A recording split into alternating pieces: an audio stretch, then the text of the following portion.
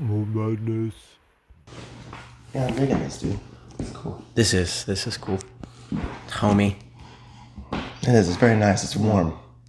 Warmcast. Warmcast? Warmcast. Wormcast? Warmcast. We're on Warmcast. Welcome back to the podcast, episode number 3. Are we 3? Is it 2 or 3? 3 and 4. 3. 2 or 4. Trees. Trev. You know. Twar. It's one of those. It's one of those. Welcome back to another super exciting musical More Madness podcast. Cheers. So, dude, let's start off with your show last night. Friday night. It was Friday night. And, Friday night. That's what I meant. Yeah, no, that was first time we did a 360 show in Mobile. And hey, make sure that you explain everything so everybody that's watching this. Yeah, no, we decided. Okay, so I've been wanting to do like a boiler room style set for about 5 or 6 years, just because. Just the vibe of having the DJ on the floor and people around him, and it's just like a big party. Like that's always what I've wanted. Just my whole vibe to be with DJing and creating music is just creating that type of party vibe atmosphere. So I've been wanting to do this for a long time. But for those of you who don't know, boiler room is like in your face. They're watching you mix. They're watching you. Go watch Boiler Room TV. Yeah. It's on everywhere. Cool. It's everywhere. It's literally the DJ's on the floor, and there's people just circled around the DJ. Especially Flume and Skrillex. They killed it. Yeah, those two are amazing. The Skrillex set, the Fred Again set. My personal favorite was Lunas and Hudson Mohawk. Both did one individually, and they need to do one together because I think that would be incredible.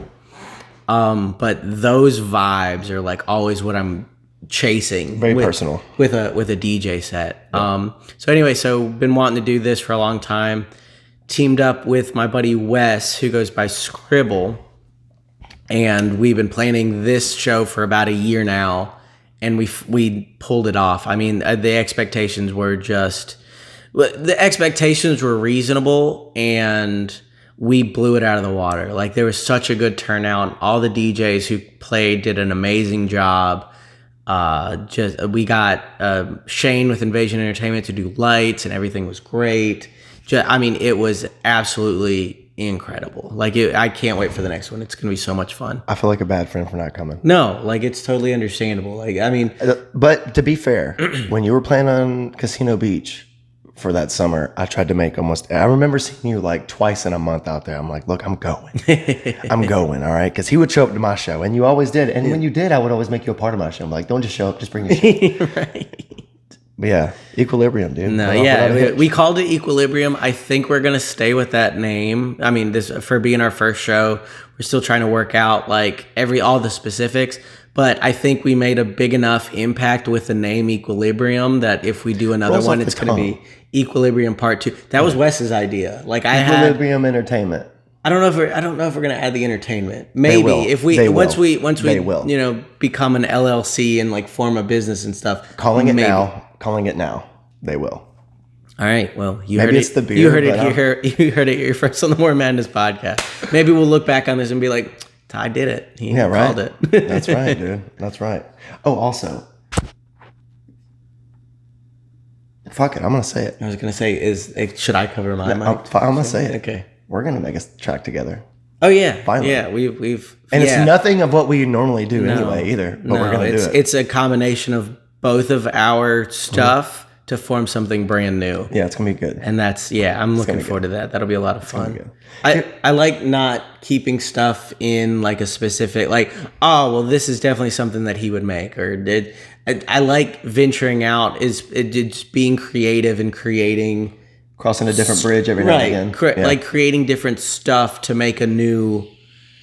Did not fit in a certain box or a certain genre or anything like that. Well, I like to think our electronic music interest is what brought us together. Oh, absolutely. But you come your dad's more of a rocker, right? And my parents are more into country.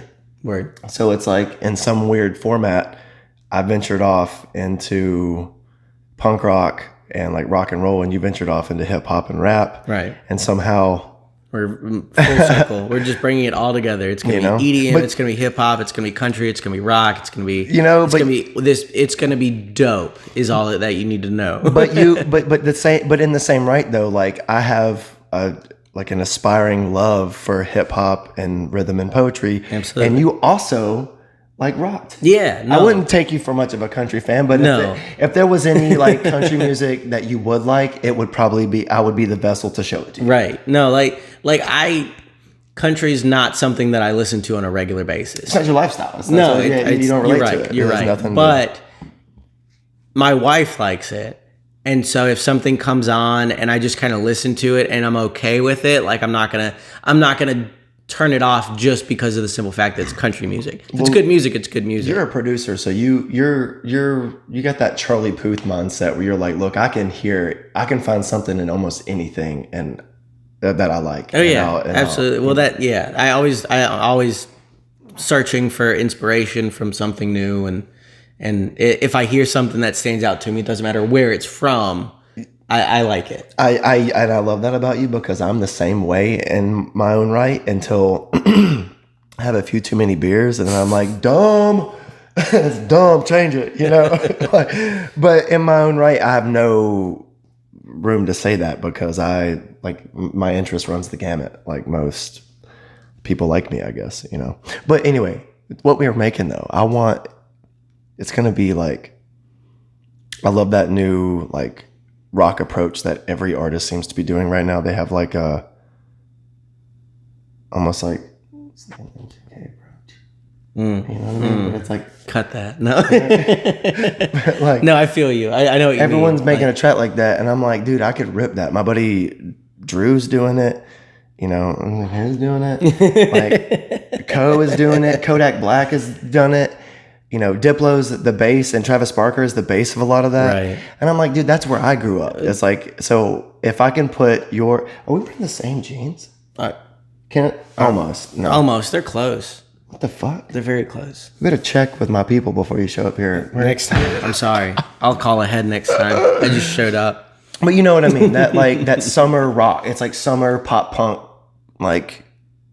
Pop punk's a good way to. I wouldn't have thought to categorize it that way, but pop punk is definitely a good way to, because it does. It has those pop influences, those punk influences.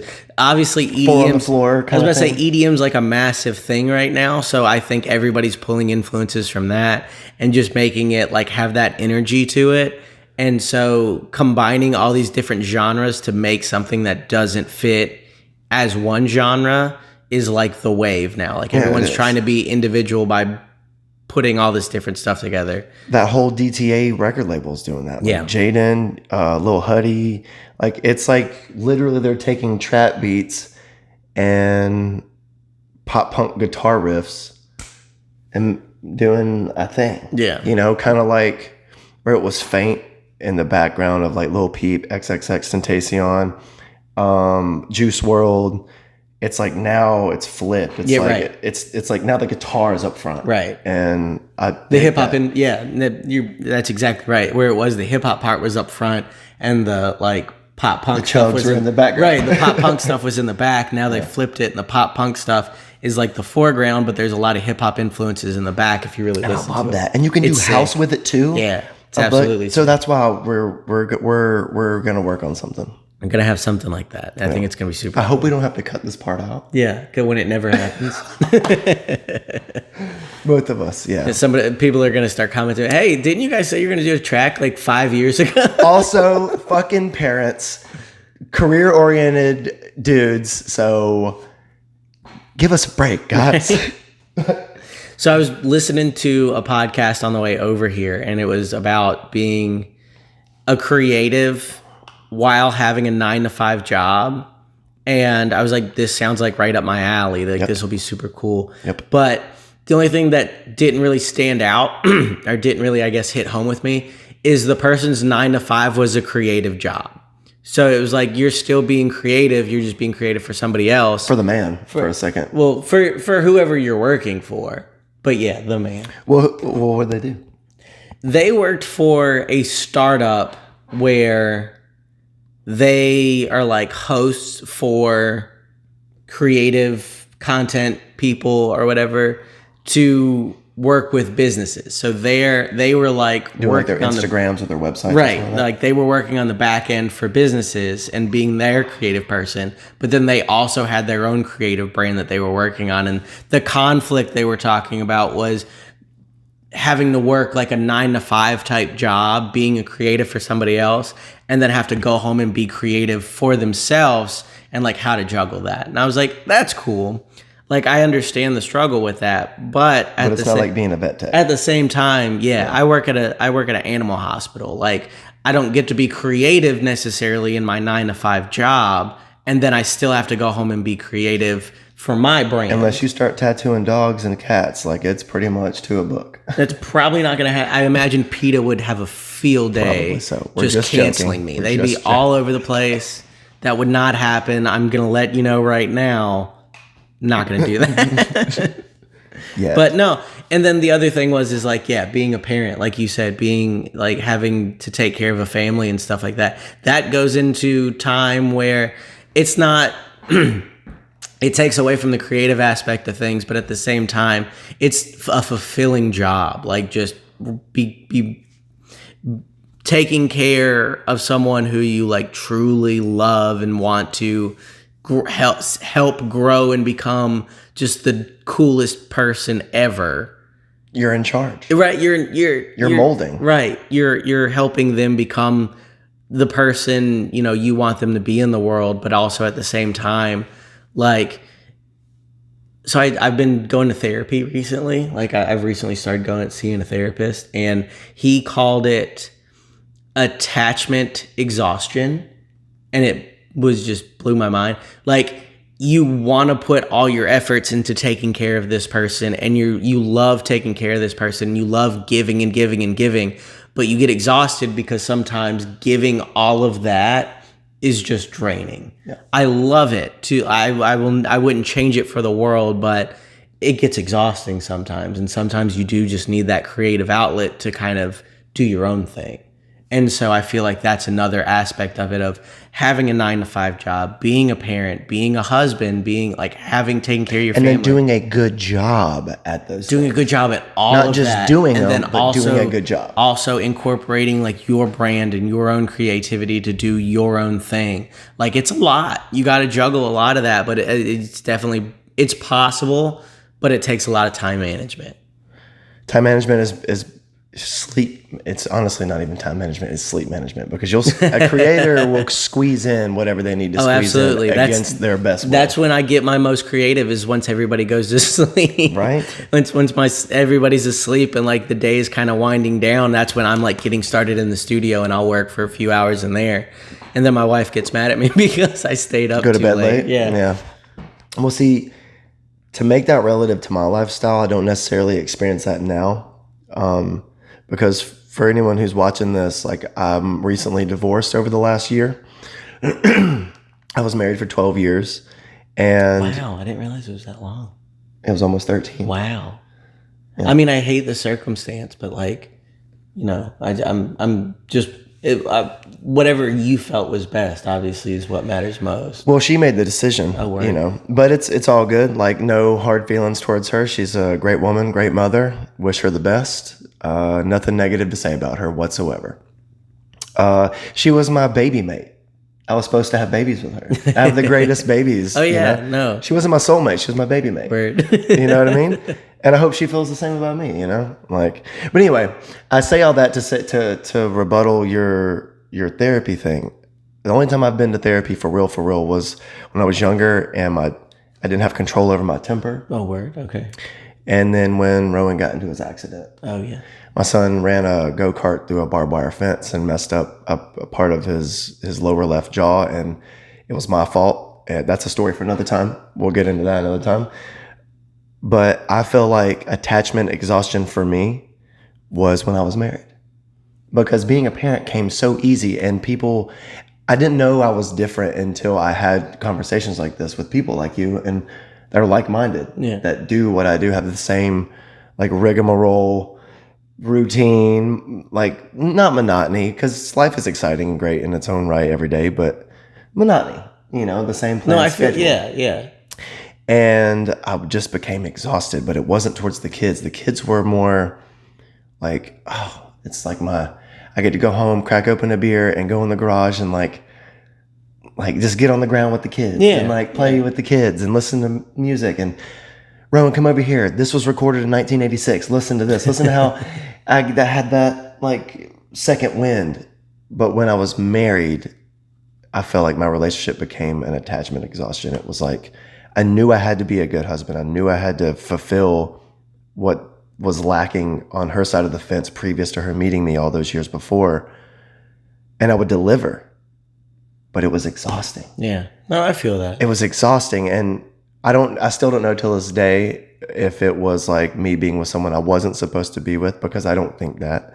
I feel like if it wasn't for me being with her, I would not have these beautiful kids. And so I don't know. I can identify with that in a different way, but also in a similar way of like it being family orientated. Yeah, it's different for everybody for sure. Like that meme. Have you seen that meme where like the sketch of like the little boy and the dad, and it's like they touch hands and a part of his like black he's like goes transferring to him. Yeah, that is so real because it's for sure. If you're a parent or you're in a long-term committed relationship, you can genuinely feel like your creative space where you want to create music or a vlog or a podcast or something for somebody else. Like if you own a t-shirt company or whatever the case may be, like it's like so fucking unfun. It's so draining. It's so like, this is not why I got into this certain nights, because you're like, I know I need to do this. Right. Okay, I'll give you a good example and I'll shut up about it. Derek and I, we write music. We write like acoustic, like singer-songwriter type stuff. And I come up with licks on a regular basis. And as of late, I haven't been able to come up with one. Literally yesterday, he was sitting on the couch on TikTok. He's got a substantial TikTok following. He's got like 13K. I'll have to look him up. I don't think I'm not following him. Dude, I definitely need to. I was surprised when he told me, but he's got like 13K followers. Wow. Yeah. And so he was over here doing his little TikTok thing, and I just saw my guitar and I picked it up and I randomly just came out with something. And it was good. And we wrote something to it. And it was like, it was so seamless. I wish my creative space was like that when I was having that. Like, I know I need to create. It's been forever. I don't know what to do. I don't know how to approach this. I know I need to do something. I need to edit. I need to make something. I need to like put all these creative juices or their lack of to work. So something will, and it's exhausting because, you got to be a dad, you got to be a husband, you got to be, a boyfriend or like a best friend, get up and go to work be at work 6 a.m. sharp the next day. It's like, but that's what a creator does. Absolutely. No. And I know that was long-winded. I'm sorry. No, but the thing is like, I totally get that because I definitely struggled with that for a long time. Because like you said, it gets to a point where you feel like you're doing it because you have to do it and it's not fun anymore. It's not fun. And then I have to figure out that, I guess, with the time management thing that I was talking about, you have to figure out times. You can have a creative mindset 24 hours a day. Little pockets. You can have a creative mindset. And then if something hits and you just want to remember it, my voice memos is full Thank God of for so the cell much phone. stuff. Thank God for the cell phone. Oh yeah, my voice memos, my notes, everything. I've just got. I even still write down stuff. I'll just scribble stuff on paper just to have it ready to go, just so I can look back at it. Dude, it's there. No, and just so I can have that, just so I can keep those creative ideas fresh. So when I do have time to be in my creative space, not force anything, like especially if I get to a point in a day where I'm just like, I'm beat. Like I would love, like I feel like I would need to go in the studio, but if I don't feel like in the right mindset, I don't want to force it. I don't want to do it because I have to. I want to do it because I want to do it. But that's why I keep all these memos and notes and everything. So when I am ready, when I do feel like getting in the studio, I don't sit down and be like, fuck, I don't have anything like fresh on my mind. Then I just go through my voice memos and it's all there. I was going to ask you, do you feel like sometimes, because I find like clearly over these last few episodes, y'all have learned that I'm a drinker. So there's that. Still waiting on that Busch Light sponsorship. Yeah. We're waiting. Waiting. Okay. So I see who you motherfuckers sponsor. Okay. So don't act like we're not cool enough. All right. So don't even just send us an email. But I was going to ask you that, like, that's my problem, is that I will sit down against my creative will to try to write something that has already been created for a project that I'm working on, or something that I've sent to somebody and they've sent it back. And there's like the external pressure of like, hey, I'm in the middle of creating something with somebody. And you try to sit down and harness and compartmentalize like your emotions and like where you're coming from creatively on this one little thing that you're doing. And you just create nothing but dog shit. Like, it just like, you're just like, I hate this. I don't like it. I'll come back to it tomorrow. And sometimes like your creative breaks will be like 8 things in a week. Just like boom, boom, boom, boom, boom. And then sometimes you'll take like 2 months off and be like, I've not come up with dick. Like, do you struggle with that? Because I struggle with that hard. I did for a while. I can't get a rhythm. I was uninspired for a long time. And 15 years, no rhythm. Oh, wow. I haven't been doing it for that long. But it comes when it wants. It comes when it wants. Pause. No, but I go through weeks, maybe a couple months where I feel like I don't have any ideas or inspirations or anything like that. And it does, like, it sucks. I get in this creative rut and I get down on myself and stuff. It's depressing. I'm finally to a point now where I don't want to force it. I do have something though. Ed Sheeran always talks about, he's like just opening the tap and letting all the like shitty muddy water flow out, like get those terrible ideas out just to get them out while you're in the studio. And then once all the like muddy shit water, the nugget surfaces, done, then you start getting the good, clean, clear, like valuable stuff that you can actually use once you get all that shit out. Absolutely. It's perspective on that. I like that. That makes me feel better, because like I feel bad sometimes. I feel like I'm not, like, because the things that I like that I've written, I really like.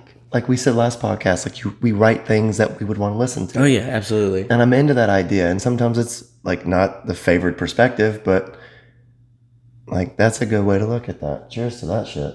I like that. Yeah. Cheers to that. I try and keep that in the back of my mind. I hear like little tokens of just music nuggets. Yeah, that help you keep going and motivated. Little quotes and stuff like that. Actually, that's why I got this one tatted on me. This one's from Dr. Seuss. You probably can't see it. It's too small. You have quite a few Dr. Seuss tattoos. Yeah, no, I did this whole sleeve actually for my son. But this part is for me. It says it's backwards, and so you can see it in the mirror. So you have when to I be look odd in the to mirror, be number one. You have to be odd to be number one, because I for a long time I was trying to like fit in with like what other people wanted to hear, and that's what I was focusing on. I was like, what are people gonna attach to, or what are they gonna like, or what am I gonna like make or create or put out or whatever that other people will like? And I really got to a point where I was like, fuck that, I'm creating music because I want to create music and I want to create the stuff that I want to hear. And if people attach to it, dope. Like-minded creative people, not even creative, but just like-minded people who hear my music and they find their attachment or they find their relatability in it. Like that's who else it's meant for. That kind of goes back to real recognizes real. Exactly. Yeah. No, for sure. In its own right. For sure. If that's your approach to shit, if it's very rock and roll, and there's also not right. There's also not a right or wrong way to enjoy it or to listen to it or anything like that. If you like it, cool. If you don't, that's fine too. It's not for everybody. But if somebody listens to what I created that I liked and they attach to it or they relate to it or something like that, then it's definitely meant for them. I think your approach to your music over the years of knowing you, like it's been like closer to a decade now, like what, 7-ish years-ish now? About 7 years I've known you? Yeah, 7 or 8. Something I was thinking. Like your perspective on your creatives when it comes to like Sonic's things, not like your TikTok or your Instagram or like your personality on social media, but like the music you create is much how I want mine to be obtained. It's like, look, it doesn't have to be for you. I just want to hear you say that it's good. You know, I want you to be like, it's not my thing, but that's good. You know, and that's all that I want. You don't have to like or be into what I'm into, but if you're just looking at me and you're like, hey man, that's pretty good. Sweet. Because now I got someone to say that doesn't, that's not into my stuff. Be like, hey, that's not my thing. It's not my bag, but that's pretty good. I'm gonna drop another creative nugget that I picked up along the way, and this was from my art teacher when I was in college. I was in college for 2 years, and I got kicked out. But that's how we found each other. When I was in art, when I was in art school, one of my art teachers told me. I actually told the class, but yeah, it just stuck with me. There's no such thing as good art, just art that's appreciated by different people. And that has stuck with me. And it goes back to just, it's not, what I create isn't for everybody. If you don't like electronic music, you're not going to like my music. If you don't like, if for some reason you think hip hop and electronic music shouldn't be combined, you're not going to like my music. If you would rather sit down and listen to like some classical or like just some like smooth jazz type stuff, you're probably not going to like my music. And that's okay. You're welcome to not like my music. But when I create something, I create the music that I want to hear. And when other people hear it, if they like it, dope. Like that's double dope, right? Exactly. Like it's not meant to be enjoyed by everybody, but the people who do enjoy it connect with it from a good standpoint, I feel like. I honestly do. Like, especially, what's the new EP you just released? Descent. Yeah. I love on that record. I know I said that last time. You did, I love that fucking song. And see, that was one of the ones that was more of an experimental song, and why I wanted to keep those ones on the EP, because it was so experimental and it was so different and the fact that if I would have put that one out by itself, it wouldn't have made sense. The same. It wouldn't have made sense. Where see, that's your perspective is different than mine. Like I got the Yellow Wolf mentality. I'm like, fuck it. I made it this Sunday. I'm putting it out on Tuesday. You're more like, hang on a minute. There's always a story behind everything. There needs to be. There's always a story. Yeah. And I'm more like, I pump it out. And you're more like, no, approach. You know? There's everything I do is done with intent. I love it. Hey, with that said, let's take a break. Okay, yeah. Because I got to pee. For sure. All right, bear back. Don't you know anything about editing? I don't. Mr. TikTok? I mean, I know about editing, but not editing a podcast. Good grief. Anyway, just kidding. What's up? Do we want to try that again? All right, let's do it again. Ready? Okay. Did I do it right? You did it right, Dad. You did it right. No, I heard an interesting stat on the way over here. I was listening to the podcast I was telling you about. So 90% of people on social media, all they do is scroll. And they don't engage, they don't comment, they just scroll and they just watch stuff. Not me, not you. Well, here's the rest of it. 9% actually do engage and they enjoy, they like and they comment and they interact with like everything that's going on. And then only 1% actually create content. There's only 1% of people on social media creating content for the other 99%. And then of those 99%, 9% is partaking, is actually engaging with it. Wow. And I just thought that was so crazy because I've always been the one to just interact with, engage. If I see something, I like it, I share, I comment, whatever. And then obviously to the point now as a creator, I'm making content. That's like slightly mind-blowing. It is. And that's why I thought it was crazy because, sometimes you think you're like, I created this and I got X amount of likes and stuff like that, which you shouldn't put the value of anything that you create on likes and whatever. But like, I also at the same time am like, getting X amount of likes and getting an engagement, and then I'm not taking in consideration that number, that 90% of the hundreds of millions of people on social media don't even do that. Like their whole goal is to just consume and not actually engage with anything on that they see on social media. It's a genuinely wild perspective. Yeah, no, and I need to start putting that into perspective a lot more, because I did not know that until somebody dropped that number, and I just think that that's absolutely crazy. You know, I feel like I get those little nuggets from like the typical things like puberty and Jay Shetty and things like that. I get like mind nuggets of like, hey, how much this doesn't really matter because you're doing you for you and only you. You don't need the validation of others so frequently and so often that maybe it's the amount that we consume on social media that makes us forget that. Because I think we're all smart enough to start that way, but we get mudded down. You get lost in it. You get lost in it, man, and you lose your focus. Imagine being someone that is under the limelight and still being able to, like, have the ability to not lose who you are on that journey.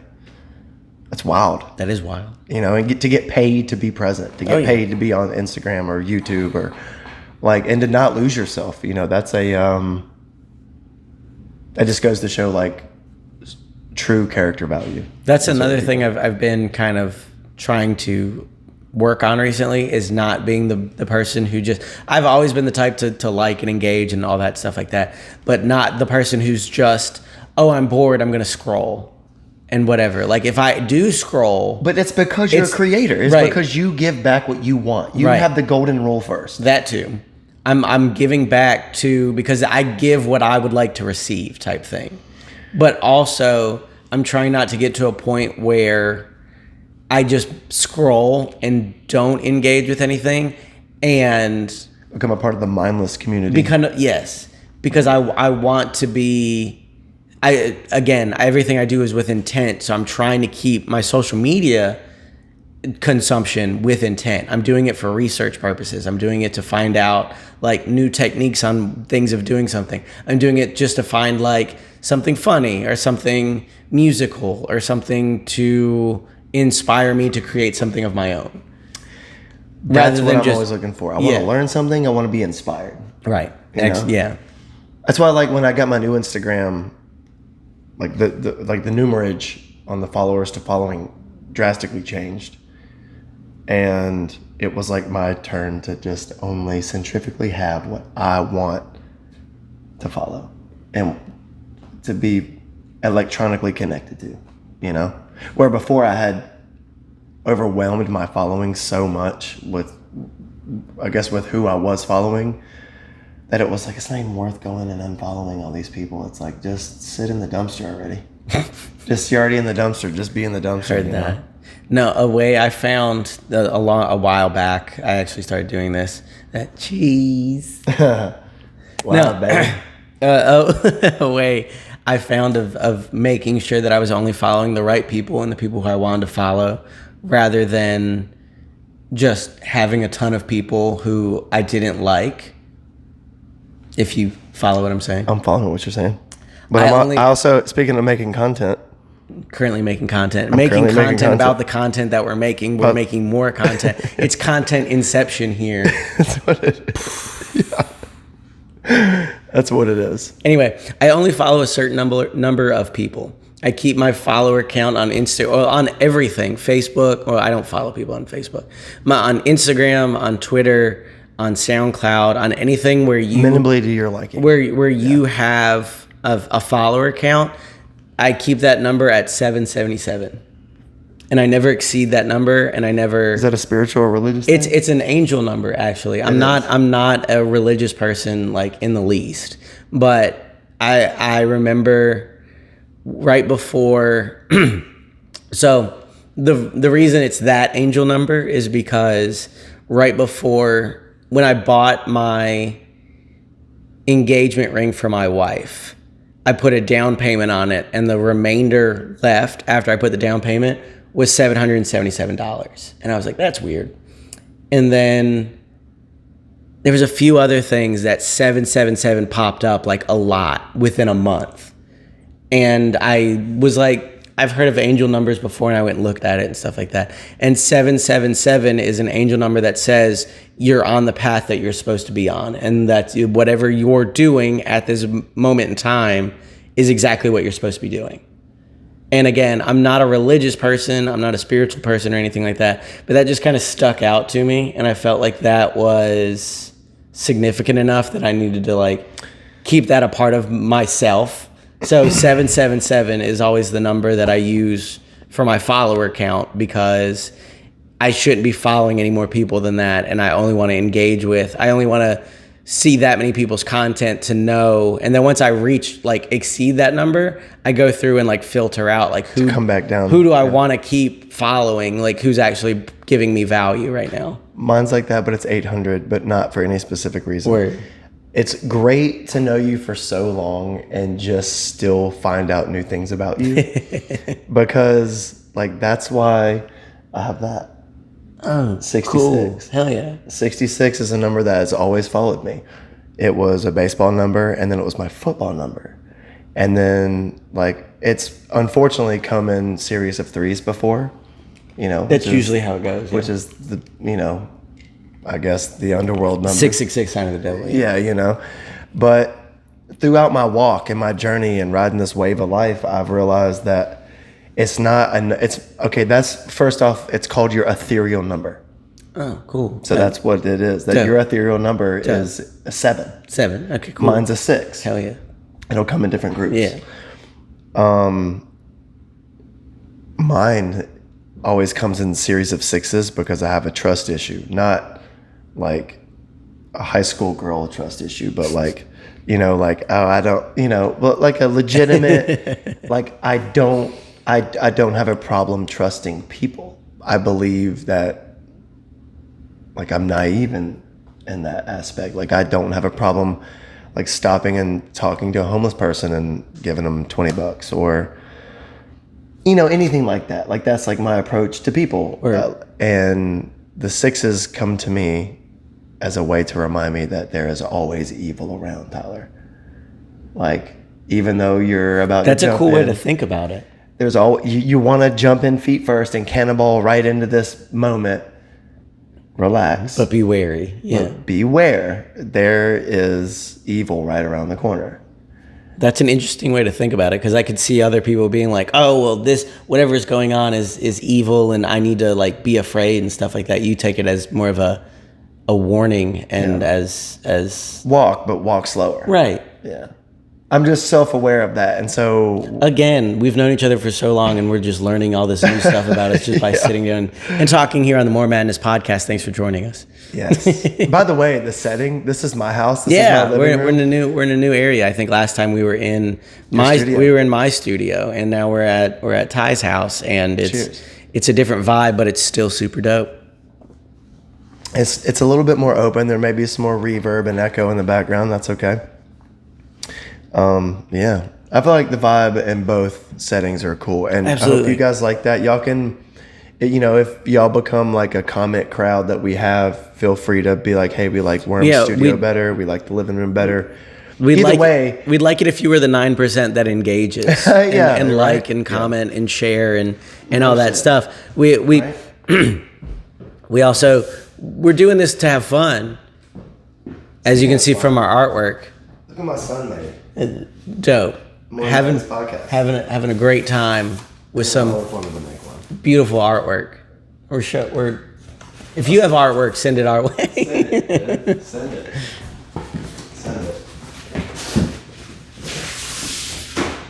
Okay. Nice. Yeah. Be the 9%. Be the 9%. Be the 9%, man. Be the 9%. Yeah. No, we want an engaged audience, but also we just want we're having fun, and if you want to engage, we appreciate it. But like, if you're thinking about it, be the 9%. Yeah, right. Also, I have a new thing that I wanted to initiate in this podcast for the future podcast.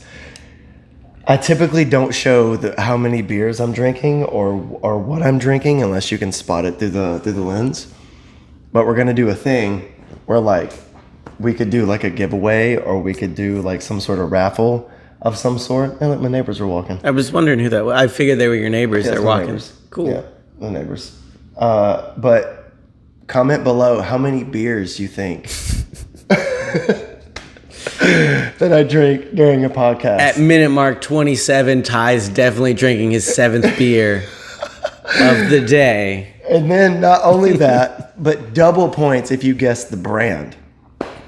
So It's not always going to be Busch Light. it's not always going to be Busch Until Light. we get the Busch Light sponsorship. We will go exclusive on the Busch Light once the sponsorship comes in. will. But We until then, it's yeah. It's in there. It's between Anheuser and like an Amsterdam company. So Is it always going to be beer, or are we going to do liquor too? Well, I don't do liquor much anymore. Okay, man. word. You know, we were talking about that self-aware thing earlier. Oh yeah. Like, I'll drink liquor when I go out with Derek, or if I go to a show or something like that. Like, that seems to be like a liquor-based moment for me. But I've realized that, like, you know, typical things like on Christmas or 4th of July, or like when I go to the ranch to my mom's house, there would always be liquor around and I would just partake. And I think I additionalized that to like who I used to be and didn't really want to be, and it was separate than who I was aspiring to be. So I just cut the liquor out and just keep it beer and wine now. You know, my hands are a little bit more on the wheel. Not that I was ever crazy, but anyone who knows me knows that I'm a little mouthy. So I just prefer to like be not that anymore. That's good though. That's Yeah. healthy, and like you said, self-awareness. Yeah, you know, I just want to like be able to drink and it be a healthy thing and not, Just enjoy yourself and not get too rowdy or uncontrollable or belligerent. yeah, Belligerent's the hurt word. anyone's feelings, Yeah. or like get myself hurt or my feelings hurt. So it's just better that I just stick to beer and wine. You know, What shoes are those that you're wearing? these the classic mustards.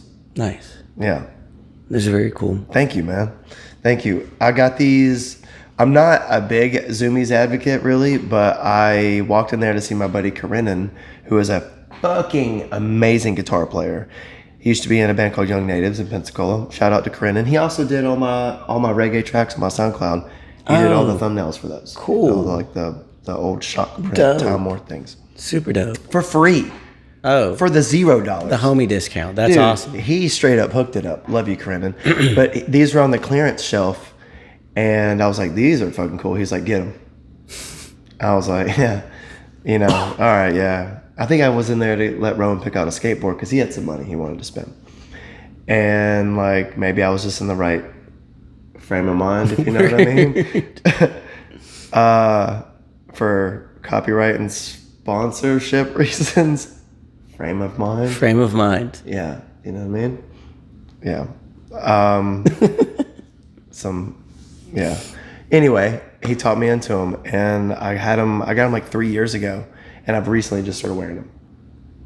They're cool. I like the color. Thanks, man. They look super comfortable. Like, They are. I like those a lot. I'm not a big like skate shoe person, but those are dope. Thanks, man. Thanks.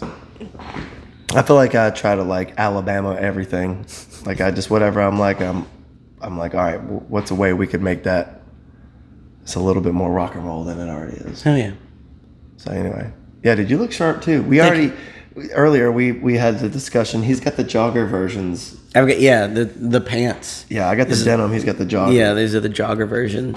They're actually kind of short, but I didn't have my other ones clean, so these ones are a little short, but they're You comfortable. were not show ready, sir. Or did you wear them last night? No, I didn't wear them. Did Okay. I? No. Or were your normal podcast pants were your show pants and they doubled as entertainment pants? They were dirty. No, yeah. So, Were your pants as hoarse as you are, dude? no, like that. Did your pants get as drunk as you did? No, and that's the thing. I didn't even get drunk. I was just yelling. I had a lot of fun at the Boom Boom. Liar. It's Mardi Gras. Fucking. I'm not saying I didn't get drunk. I said I didn't Liar. get that drunk. I had a few drinks. If you could smell I enjoy- through a podcast, this dude right here smells like a motherfucking can. Lies, I had a shower. I know I smell good right now. He does smell good. Dude, No. Derek bought me some Paris Hilton recently as a gift. He had some in a backpack that he recently lost, and every time we would go out, he'd let me like squirt some on my neck and on my wrists. But he lost it and he felt bad. So he was like, look, man, I got your own little bottle. And I'm a Polo Black guy. We discussed that last podcast. Maybe a Paris Hilton guy. No. Paris Hilton Black. I don't wear cologne that much anymore, to be completely honest. I just don't. My body wash it has enough of a fresh scent. Also, you're married. You're not reeling in anything. Well, I still like to show off for my wife every once in a while, but Shout out Chelsea, love you. Even before, I wasn't wearing cologne when we were dating or anything like that, because my body wash, I guess, just has a good enough scent that I don't feel like I need to put that on. Also, you're not a stinky boy. I try. I'm a stinky boy. I try and stay fresh and clean. I work outside 9 hours a day. Yeah, I can understand why that would get really stinky. Really stinky. But also, you touch things that spray urine on you all the time. Yeah, I do. And which is why I showered at least once a day. Or bite you, or poop on you. That happens a lot too. Your job seems a lot harder than mine now. We say this out loud. Yours is probably more physical than mine. It is. Every once in a while I'll have to wrestle with like a 100-pound dog or something like that. And I just have to not crash a $75,000 tractor. Oh, because you're forklift certified. Yeah, you're just showing that off again. I'm not just forklift certified. You just like to slip that in every once in a while that he's forklift certified. He has it on motherfucker. He's got it. Read the credential, all right? It's not just He's got it on him. Tractor certified, 1 ton. Oh, my God. Double ton. And I got my CDL. And electric pallet jack. And the scissor lift. And the forklift. Not only is he forklift certified, he's tractor certified. And supported. And what the fuck? You see how he's got this? He's got this in a protective case, so he can just whip it out whenever he wants to, and be like, "Oops, sorry, ladies, I didn't mean to show off my forklift certification." Yeah, talk about being prepared. First off, it's against the law for me to not have it on me at all times, and I always break my clip, so I just figure I'll put it in my damn wallet. God, it's so hateful. No, I just think it's convenient that you always have your forklift certification on you at all times. Even on the weekends, even while we're shooting a podcast, you just, oops, my forklift certification just fell out. It's in my wallet. Oh no, can you pick up my forklift certification for me? My back is too sore from carrying the entire team. Please. Driving this forklift around all the time, just showing off. Whatever. Anyway, so how was everything? How's your family? Good. Everything's really great. It's been 2 weeks since I've seen you. Actually, yeah, it's been a while. Trying to get into the groove of shooting podcasts more regularly, but we're doing it. We're getting it done, and by the way, we're having fun with it. This would have been 3 episodes more, but homeboy had a Mardi Gras ball. I had a sick daughter, and then my ex-significant other wanted to switch weekends, and I obliged. So we're making it work, though. We are. Definitely making it work. We are. And I'm having fun. That's the ultimate thing. Dude, fun. I was dropping Derek off today, and when I was on my way home, the kids were in the back, and I just blurted out. I was like, man, I'm fucking excited. Hell yeah. I'm excited to shoot this podcast today. That's a good way to just live life, is just be happy and be excited. Well, man, I'm going to tell you this right now. I said this last podcast, 2022 was the worst year of my life. So anything that I'm doing now, any endeavors, any work, any extracurriculars, anything in those veins and variables of life, like I'm just trying to take it the polar opposite of what I did last year. It's kind of like our dad perspective that we spoke about. It's like I didn't have much of a great dad growing up, so I had the best teacher of how to be the best dad, is what not to do. What not to do, yeah. So whatever happened last year, it's like a face-to-face moment this year. It's all positivity, all love. All love. Cool. Unless you want to box, in which case we can box. I'm not obliged to that. Always down to box somebody. Yeah. My voice is raspy. I thought it was getting better, and I think the more probably has something to do with the amount of talking that I'm doing. Also, you need to address the audience that you've taken up smoking a pack of Marlboro Reds daily now. False. You're the type of dude like, Jeremy, hit this. You'd be like, so good, dude. So good, man. That's good. Let me hit it again. Woo! Super stone, guys. Sound like Darth Vader. I'm just gonna have a permanent mask on my face. I love it. So, all right. I wanted to do this on Facebook the other day, but last time I did it, it didn't get too much engagement. I got like 30, 40 people like engaged in it, and it was minimal response. So I figured I'd bring it up on the podcast. I want to talk about the 5 favorite things that you're listening to right now. The 5 favorite things. You don't have to go in depth, just artists, and it could be all across the gamut, the board. 5 favorite things that you're listening to right now that you think other people out there possibly could enjoy. Okay, or maybe not enjoy, that you're just proud of, that you know, and you want to just give it a shout. Word. So I'll the obvious one, if you're a fan of electronic music and the EDM scene or whatever. Skrillex just dropped 2 new albums. Yeah. Just dropped one that we knew about, and then just dropped another one. Yeah. And both are just works of art.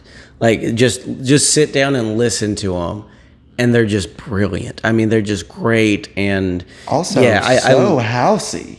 Yeah, I love all kind of different vibes though. Like, it's all kind of different. It does have house vibes, but there's all kind of different vibes. Nice. I absolutely love both.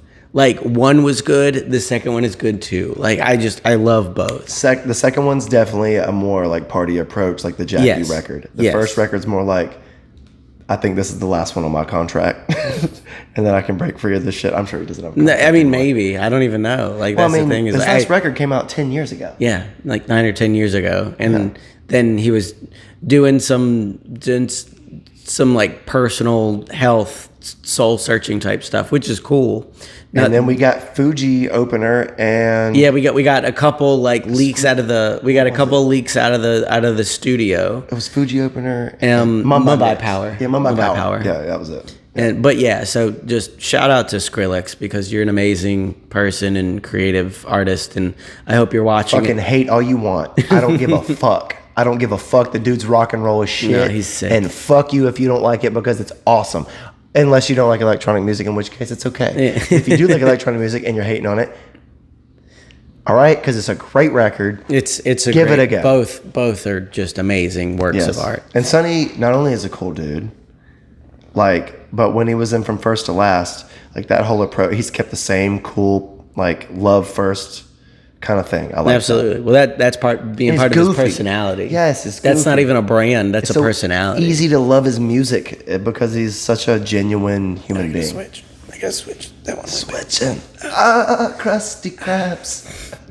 All right, so Skrillex is number 1. Skrillex. One of my current favorite like trap artists that kind of resonates with me, I guess, in my music style is ISOXO.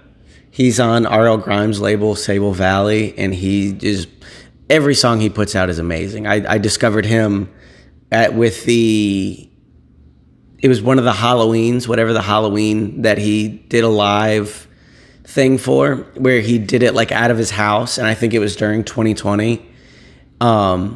But yeah, that was the first time I heard him, and I've been a huge fan since then. So again, if you like electronic music and like trap, putting these up on the screen, probably like bass music, we'll put it above my head. Right here, we'll put it above my head. In this area, like right above Worm's head. ISOXO, just big fan of that music.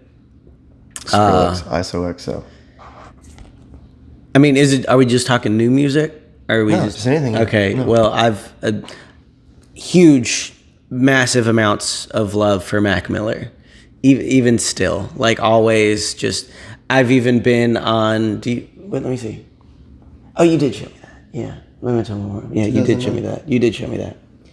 Dude, that's the greatest track on Swimming, because it's like everybody went a little buck wild in our generation, 2009, and it's like that was when I graduated high school. See, I was in 7, so it was like maybe I was getting mine started as you were like entering the gate. Oh no, when I graduated high school is when I finally got like freedom to just go off and do whatever I wanted to, and 2009 was definitely when I started getting buck wild. You scratch your mustache off because you're like, oh shit. No, is he talking to Was he in Montgomery? No, and that's why Mobile? that's why I connect with Mac Miller so much, is because I feel like we were on a very similar journey. Did you ever get to see Mac? No, and that's my biggest regret, is not being I got not to see ever him getting to once. see him live. And not only that, but I got to see him with Yellow Wolf Wow, on the beach in Gulf Shores. but that wasn't. He didn't play 2000 Hangout Fest, did he? He did, He 2012. did play Hangout Fest. Yeah, it was right when Watching Movies with the Sound Off came out. Yeah, that was. Or That was watching movies on watching the watch TV movies on with mute. watching movies with the sound on. Well, yeah. So yeah, it was great. Yeah, so immense love for Mac Miller, and I Never even got to see the band though. I wanted to see him in Thundercat and like oh yeah, that would have been really cool. Roy James. Yeah, on it. that would've been really cool. Dude. But Fuck us, dude. God. just gotta live through YouTube videos now. But And I send you a lot of Mac art. oh yeah, I feel like I send you a lot of Mac art. I'm you like, do. Yeah, just Worm would love this. yeah. No, I did. Mac Miller's my all-time favorite artist, and Big portrait coming soon. Do I? Big portrait coming soon. I Yeah. considered it. Stupid question. No, well, I considered getting a Mac Miller tattoo or just anything really. That's your favorite artist of all time, though. Really. But here's the thing, I named my son after him, That's true. so I feel like that kind of like blows everything else out of the water as far Touche. as like Touche. like Okay, I don't know. nice tattoo. But here's my offspring. right, exactly, like So, are you gonna do Mac Miller nuggets throughout your thing, like I have plans? to? maybe. I was planning on doing like his original kids logo with the thumb up, because that was when I discovered him back in 2009 originally. Can I just speak out? Okay. Let me see your right arm. Is it Right arm. Is it? I'm sorry, left arm. Left arm. Is it? Is it going? I'm not retarded, y'all. I promise. Is this only Dr. Seuss? For right now, everything's The whole Dr. thing, Seuss. all the way to well, the cuff. I don't know. And that's the thing, is like I don't even know if I want to go below my elbow Yeah, what you're going to? yet. Yeah, it's eventually, going to. eventually I'd like to go all the way down, Okay. but just while I have a 9 to 5 job, I want to be able to cover everything up while I can. Do you want to have that argument with me right now? No, but my mindset is I want to be able to cover it up. Okay. If I do have to work at a fucking Okay, white look. collar 9 to 5 job. Okay, move your foot. Move your foot. What about a shin piece? Like God, that would hurt so bad. Like the good AM, like where it's just like yawning, like just the head. That would be cool. Black and white right there. Did I show And then- you this? and This one's my newest tattoo. No, it's way up here. Do you have a fucking black tattoo? No. Dude, well, don't tell me.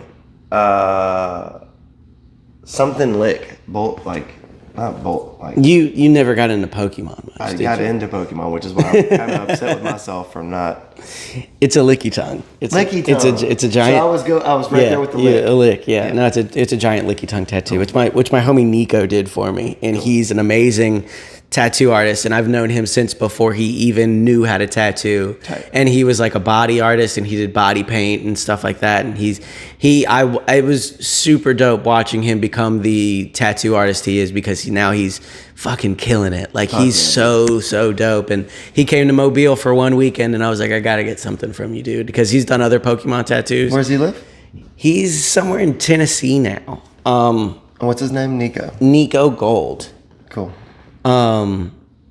See, I have a few And friends like that, but I don't talk to all them of anymore. all of his At least you're still friends. yeah. All of his like handles and stuff like that on social media are jelly squids, and Right here. he's super dope. If you're in the area, I would recommend finding him and getting some artwork done, because he's super dope. Link in bio. So Description. So where are we at? 3. Mac Miller was, which this is no specific order, by the way. Wait, pause. Okay, so also underneath the thing, Oh, yeah. you could do. It's very shin orientated. You could do the yawn face, and then you could do just like a little bitty block with him sitting in the block in his pink suit. From swimming. You know, That would be I'm just cool. saying. You That could would do be like a knee to ankle. God, that mat, would hurt. You know what I mean? And then you could even do your ode to DJing and put like, even though I know you're not a turntablist, but you could have some sort of mixer and turntable setup, and then the record that's spinning would be like I don't know. Whatever.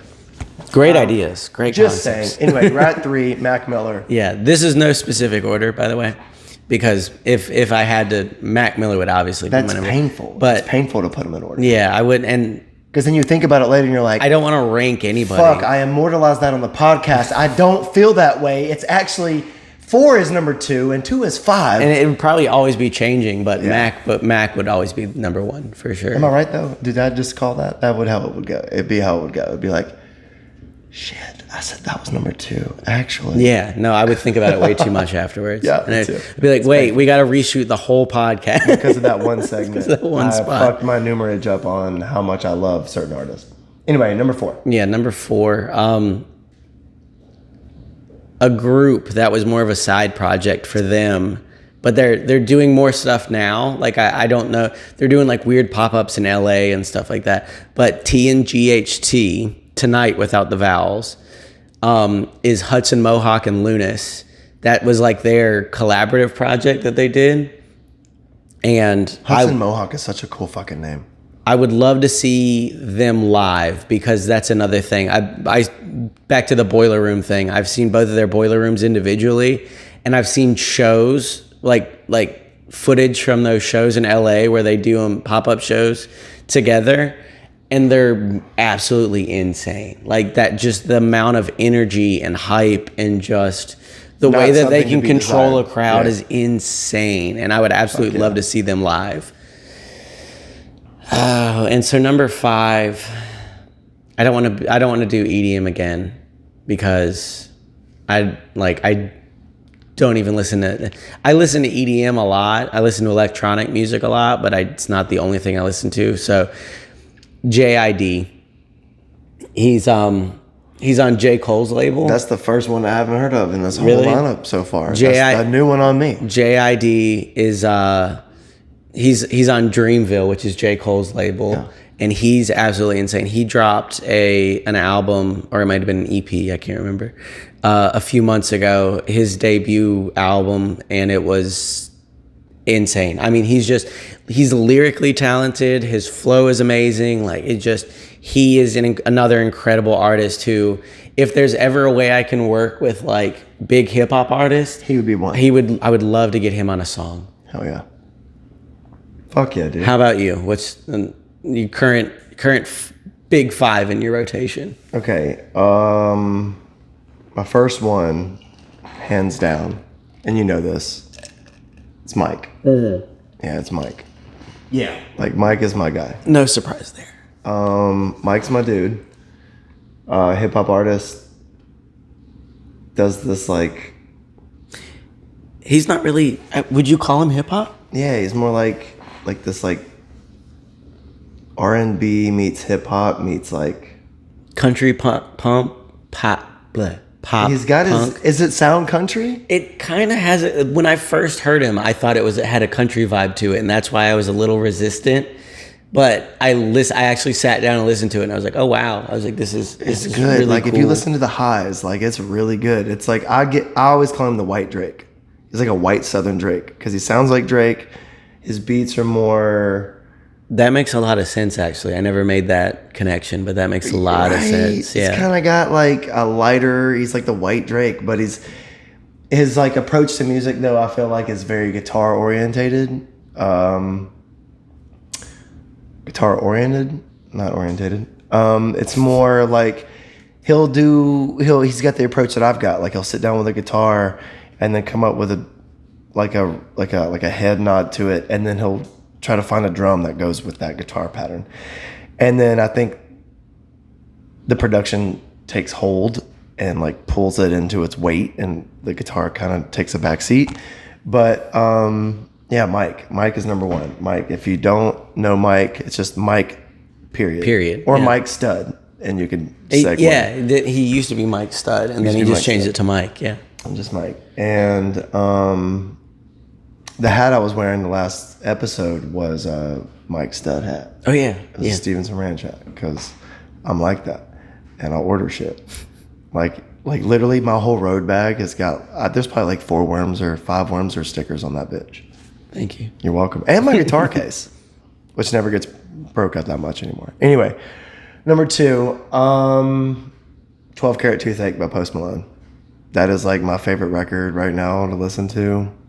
It took me a while to actually like Post Malone. I'll be honest. I think it just got overplayed on the radio, and that was my first experience. But then you heard other shit. But then I heard other shit, and I was like, emotion. wow, he's actually like really talented. Like it's Man, not just what a dude. It's not just the radio bullshit. What a guy, though. Like, what a... First off, handsome dude. Second off, like, everyone's like, oh, my spirit animal is an eagle. My spirit animal is a fox. My spirit animal is like an alligator, snapping turtle. Dude, my spirit animal is Post Malone. Like, I just want to have his attitude. I just want to have his, like, his approach. He is a cool dude. Getting to see more behind the scenes stuff and actually like him instead of just the radio. Like I said, the radio shit. Like, that's why I didn't think I would like him. And then once I actually got to see more, he's super cool. There's a reason why everybody likes him. Yeah. There's a reason why he's loved by everybody. Okay, number 3 is a band from, I think, right outside Tyler, Texas. They're called Treaty Oak Revival. And I literally cannot get enough of them. They're more on the country end. They're more like red dirt rock and roll. It's like Leonard Skinner and like Brooks and Dunn had a baby. And so it's like it's more rock than it is country. The only thing that really makes it country is like the dude's voice and how he twangs his voice. Because the music, if you took the vocals out, the music is more like, you would probably just say like Southern indie rock and roll, you know, like Shooter Jennings or something like that. But Treaty Oak Revival, big into them. They talk about shit like that I can relate to almost every song, like love and loss, or like a bottle of rye on a Friday, or going to the bar with your friend Derek, you know, like something rock and roll. Or like, do they have a song about that? Going to your bar with your friend Derek? No, but they do have a song. They do have a song called Irish Goodbye, which is where you meet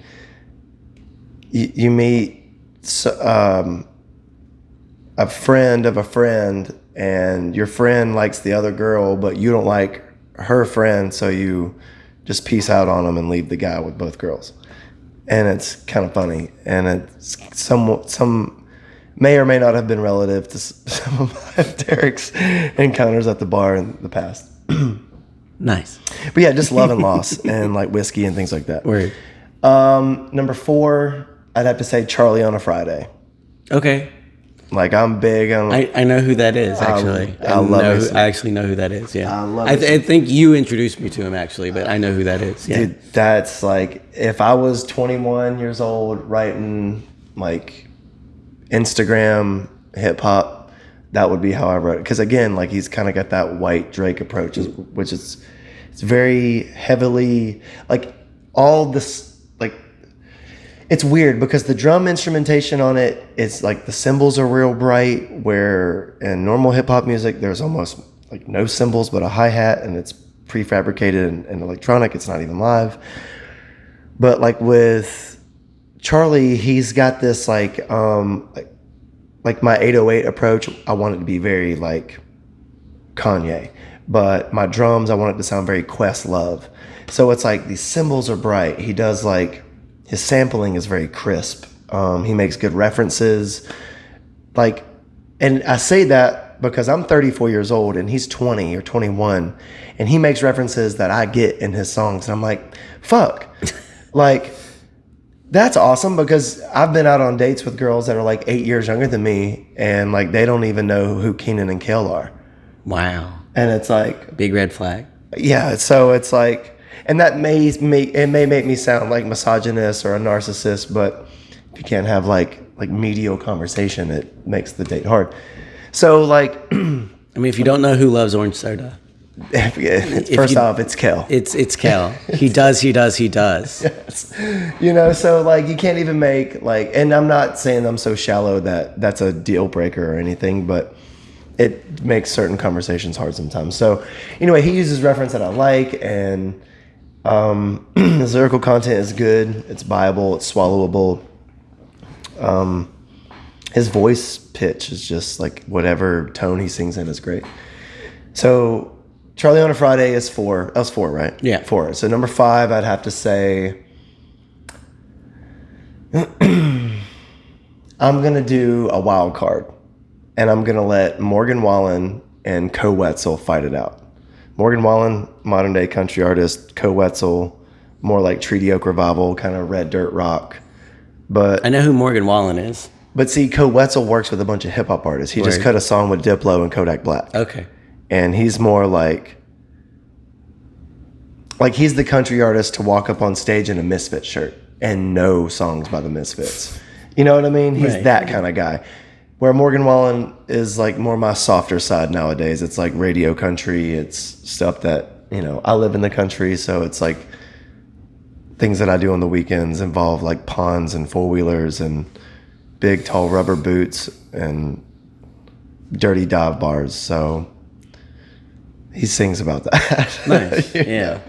Until I go to Mobile and go to a club like, somebody... Anyway, that's my top 5.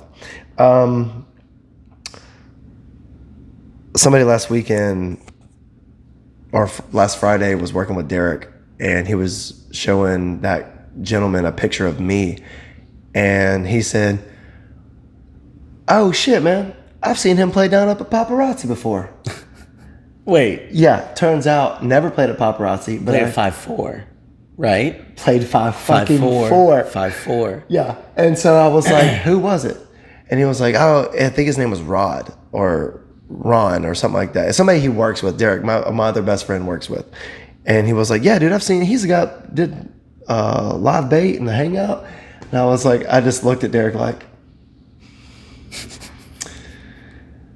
"You don't say." You don't. Hey, you stood out to him because if he called it Paparazzi and you actually only played there when it was 5'4", that was a long time ago. Never played when it was Paparazzi. I would never. No, I was going to say Paparazzi isn't that type of club anymore. No. Or Paparazzi isn't that type of club. 5'4" was that kind of club for a little while where you could go in there and play EDM and stuff like that. It was one time after I played for the Future Astronaut dudes. Right. At the Soul Kitchen. Right. And we just meandered our drunk asses across the street and was like... The after party was over there. So Derek was like, what was the icebreaker is that he saw the bouncer and we walked right up, and I don't know why he allowed this, but he walked right up to a very large African-American, very patient bouncer. And Derek walks right up and goes, "So where the white girls at?"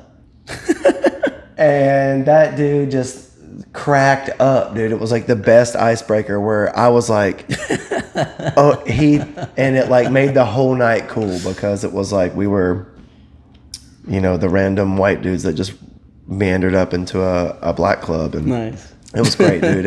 I'll never forget that. And you know who else was with us that night? Previous to that? My mother and my stepdad.